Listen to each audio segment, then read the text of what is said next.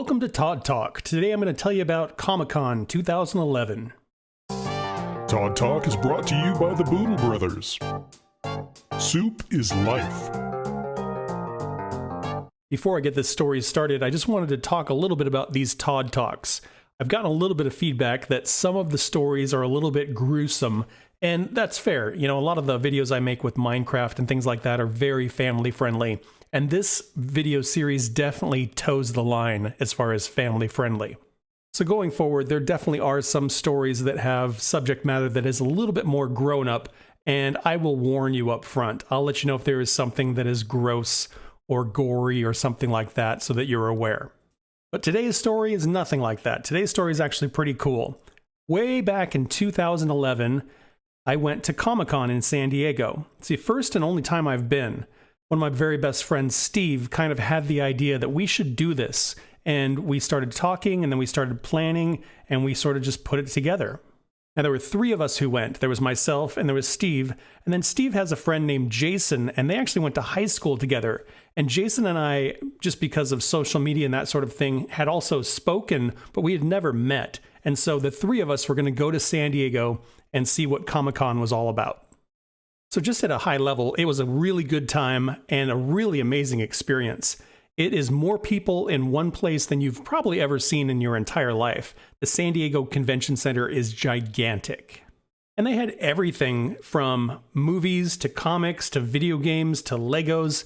Every little nook and cranny of geekdom was crammed into this place. So Steve and I got there first, and we got all settled and checked into our hotel. Jason was going to fly in a little bit later. So Steve and I are walking along, checking out some of the sites, and he shows me this little puppet, this little Yoda that he and his son had made. His son at this time, I think, was 3 or 4, and there was a book they got that was called Star Wars Crafts, and this book had a little felt Yoda puppet that they made. And what Steve planned on doing was basically taking pictures with this little Yoda and then bringing the pictures back home to show his son.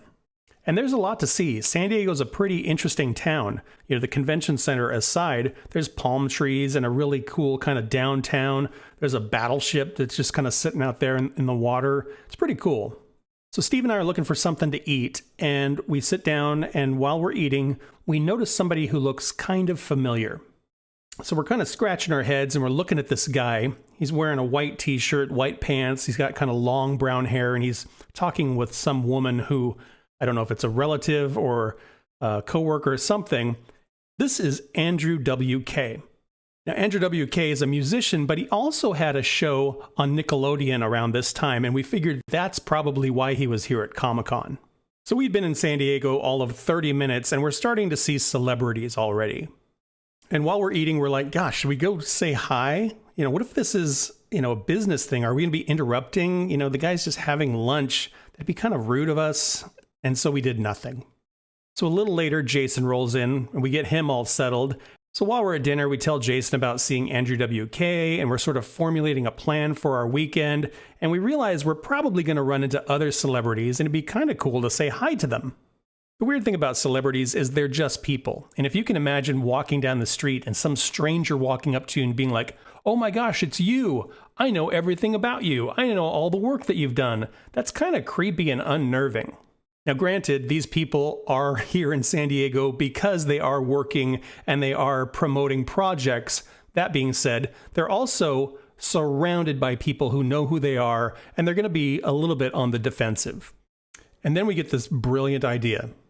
Because it's Comicon, there were lots of people in cosplay and that sort of thing. And we see this one girl who's dressed up as Zatanna.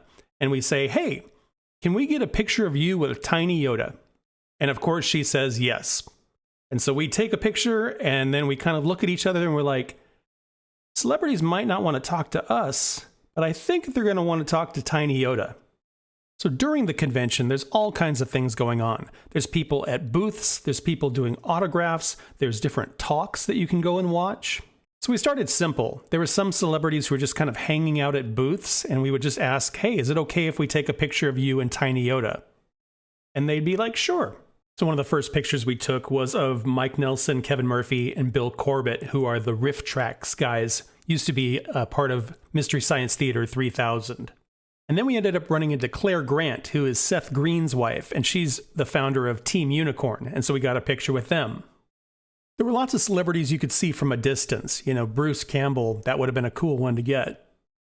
Elijah Wood, that would have been a cool one to get. We went to a panel for the new TV show at the time, Once Upon a Time, and one of the producers was one of my favorites who wrote Lost and The Watchmen show on HBO, Damon Lindelof, and we happened to catch him before he took off and got a picture of him with Tiny Yoda. The convention is 3 days long, and once the panels and the main day were done, then people would go out, and there were things going on at different bars and clubs and restaurants and things like that. Now, Twitter was only about 4 years old at this point, and this was kind of our first discovery of the power of hashtags.